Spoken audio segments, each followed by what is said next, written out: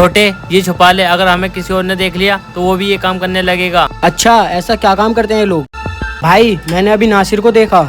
वो भी ये काम कर लेगा। ऐसा क्या करता है, हमें पता लगाना पड़ेगा। चलो, किधर गए वो लोग? लगता है भाई जंगल की तरफ गए होंगे। चलो, कहाँ है वो लोग? भाई वो रहे।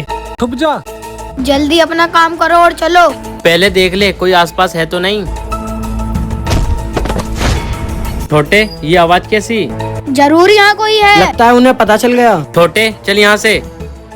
चलो भाई, प्लीज हमें बता दो, तुम ऐसा क्या काम करते हो? तुम बहुत खुश हम रहते वो हो। काम करते हैं जिसे दुनिया में बहुत कम लोग काम करते हैं। इसलिए हमारी जिंदगी में सुकून है। भाई प्लीज बता दो। भाई बता दो। भाई, हम लोग रोज यहाँ चींटियों को खाना खिलाने आते हैं। अगर तुम जिंदगी में सुकून चाहते हो तो रोज जानवरों को खाना खिलाया करो।